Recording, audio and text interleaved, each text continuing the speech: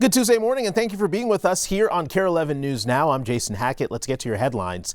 Developing right now in Brooklyn Center, the BCA is investigating after a double homicide suspect was shot and killed by police. This all started at a home in Minneapolis, where police say the suspect killed two of his cousins. Audrey Russo joins us to break down the two scenes.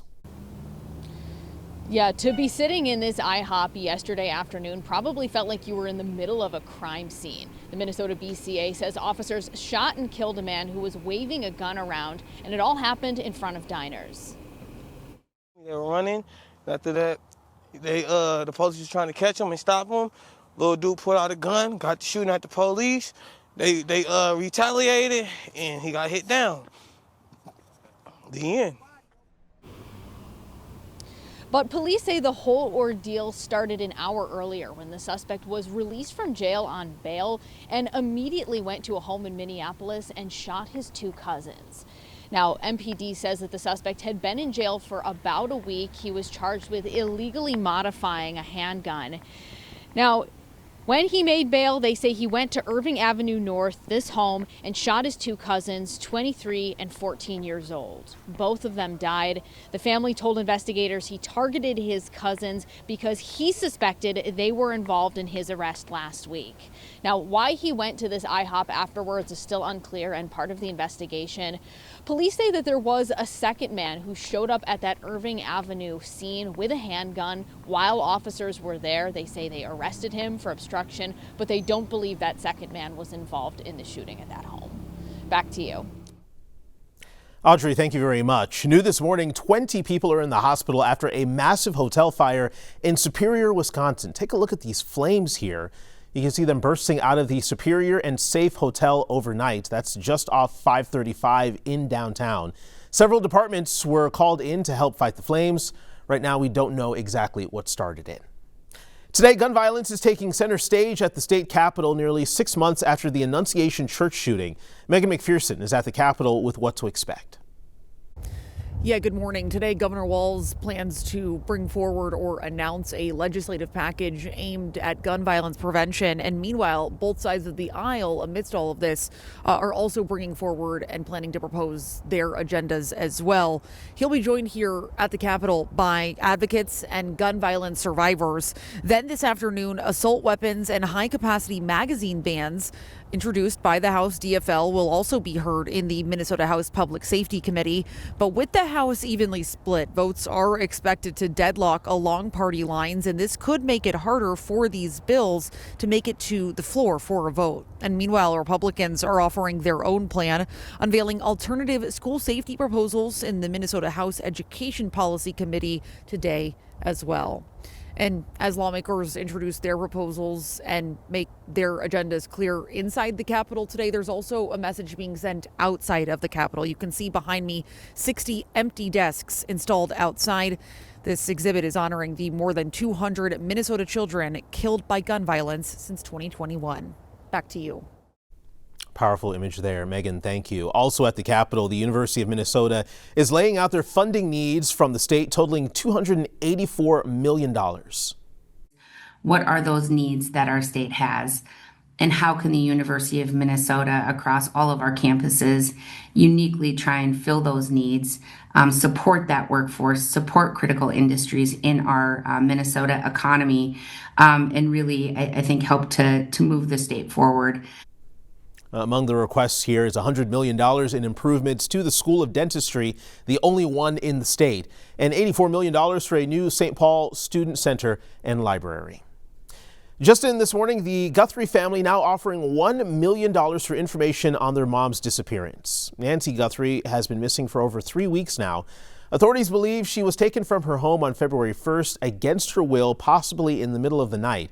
Right now, investigators have not identified a suspect in the case, but have released doorbell camera footage of an armed and masked man outside of the Guthrie's house the morning she disappeared. Things seem to be getting back to normal this morning in terms of flights to and from Puerto Vallarta. Right now at MSP, it looks like one arriving and one departing flight to the city are scheduled to be on time. But the disruptions happened after the Mexican army killed a powerful cartel leader, sparking unrest across the country. And this morning, we're learning at least 70 people died in the attempt to capture the cartel leader known as El Mencho. Nearly 2,500 Army troops have been deployed to the state of Jalisco to maintain order. Videos out of Puerto Vallarta yesterday showed a calmer scene, but many tourists, including one from Minnesota, say the city is mostly burned and destroyed. You would think we're in like this war-torn, like what's going on. It definitely looked like that. My husband, I was saying again, I'm like, it's kind of like the calm after the storm. People are like, hey, it has that kind of feel with people, just being helpful. Now, the U.S. Embassy is still asking U.S. citizens in Puerto Vallarta to shelter in place. A live look from our nation's capital this morning, where President Trump is preparing to deliver his State of the Union address tonight. He's expected to talk about immigration, the economy, and tariffs. Supreme Court justices, lawmakers from both parties, and other important figures are set to be in attendance for the speech, though some Democrats have already signaled plans to boycott the event by attending a nearby rally. NBC's Tracy Wilkins has details. The president's remarks will likely be a test run of the message Republicans plan to give voters in November's elections in an attempt to maintain control of the House and Senate. A vital pitch as the latest polling shows growing disapproval for this White House and its policies. While few details have been confirmed for tonight's State of the Union address, the president's latest public comments and his posts on Truth Social may suggest what the nation can expect. There is one thing the president has made clear. It's going to be a long speech because we have so much to talk about. The latest polling showing nearly 60% of Americans disapprove of President Trump's overall performance, and more than half disapproving of key policies like the economy, international relations, and immigration enforcement, according to a Washington Post ABC poll. Changing minds is expected to be a key focus of tonight's speech as the president makes his own case. We've transformed stagnation into growth, weakness into strength, and chaos into order, liberty, and justice. We have done that.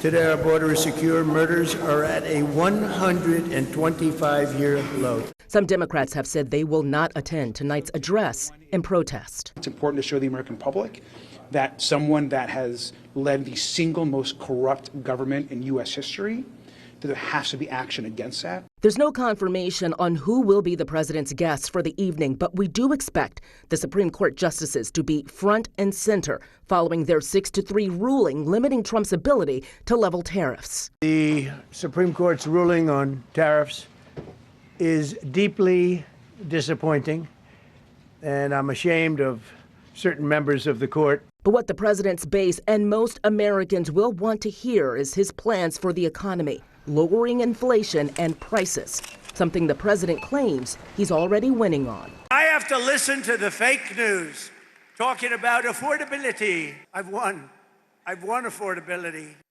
The official Democratic response will be delivered by Virginia Governor Abigail Spanberger, along with Senator Alex Padilla, who is expected to give a response in Spanish. At least a dozen Democrats plan to boycott the speech and attend rallies in D.C. instead. 6 Democrats, including Congressman Ro Khanna, plan to bring survivors of Jeffrey Epstein's abuse as their guests. In Washington, I'm Tracy Wilkins, NBC News. This morning, the federal government owes more than $500 to the lawyers of a man detained by ICE. According to court documents, a Minnesota judge found the government violated an immigration-related court order. Documents say a Mexican national was flown from Minnesota to El Paso 2 days after the court said he could not be moved out of state. The judge ordered the government to compensate his lawyers for having to fly him back to Minnesota. Today, Minnesota's 2-time Paralympic snowboarder Mike Schultz makes his way to Italy for the Paralympic Games. He posted this picture of his carry-on bag on his Instagram story last night, featuring competition prosthetics he's perfected over the last 16 years with his company Biodapt. The lower limb amputee class, basically all of them, 98% of all the athletes from around the world are on equipment I build in my shop in St. Cloud. So when I pull up to the start gate, I look at the 3 riders around me and they're all wearing equipment that I built, which is a pretty amazing feeling. Whether I finish on the podium or not, somebody wearing my gear is going to be on top. So it's a win-win. Mike has 1 gold medal and 2 silver medals from the 2018 and 2022 Winter Games. He says he's 97% sure this will be his final Paralympics, but he says he's keeping the option open for now. Hopefully he can bring home a few medals. Stick with us, more news and weather coming up after the break.